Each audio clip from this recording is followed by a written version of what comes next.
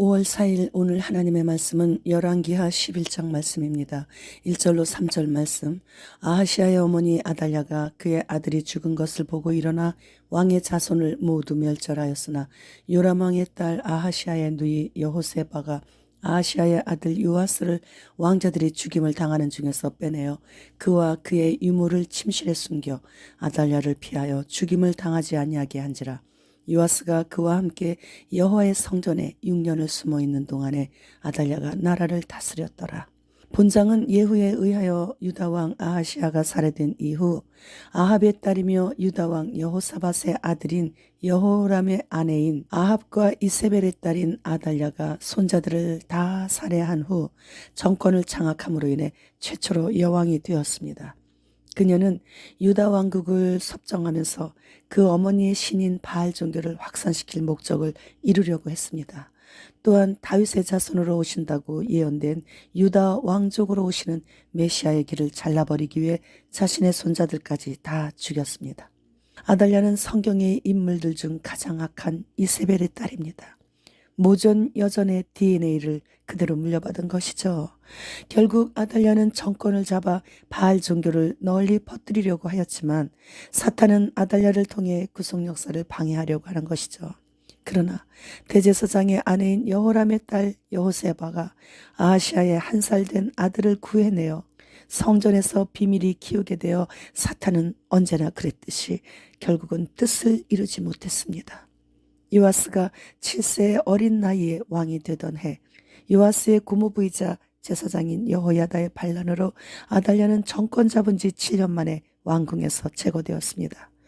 이 일로 인해 아합 가문은 완전 멸절된 것입니다.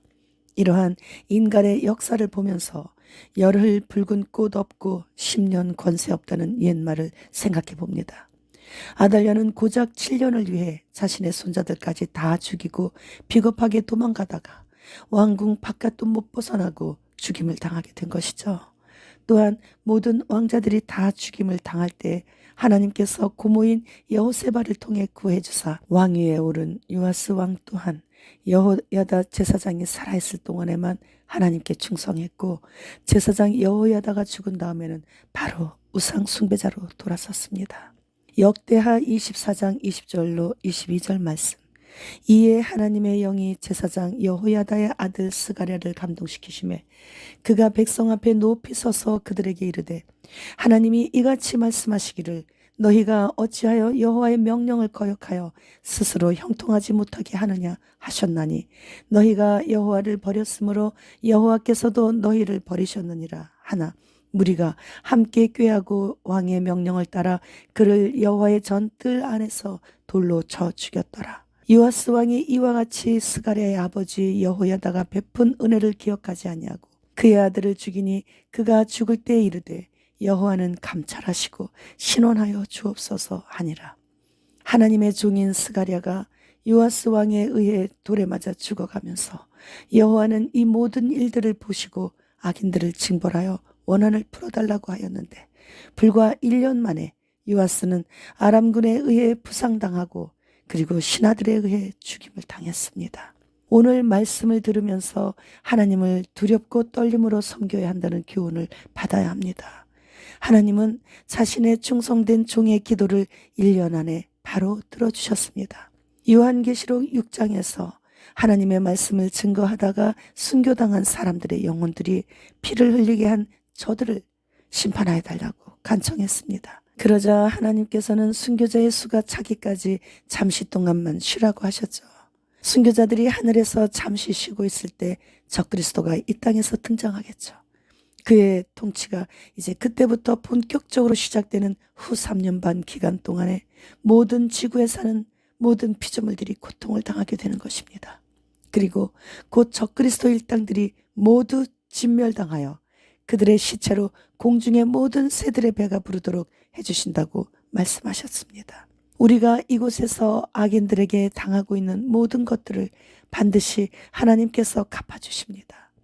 해마다 시청 앞 광장에서 열리고 있는 동성애자들의 퀴어 행사를 시민들의 빗발치는 항의로 인해 올해는 서울시에서 허락을 해주지 않게 되었다고 합니다.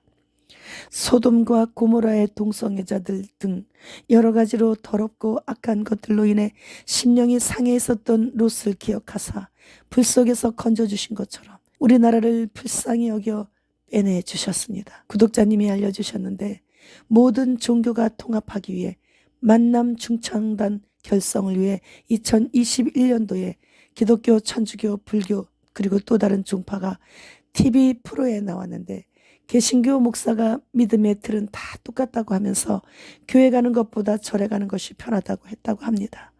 이렇듯 주님 오시는 가장 확실한 최종 증거인 배도는 이렇게 이미 끝났다라는 것을 전 세계가 알고 있습니다. 올가을부터 대만과 인도, 유로존, 일본, 러시아, 뉴질랜드 등에서 CBDC 도입을 한다고 합니다.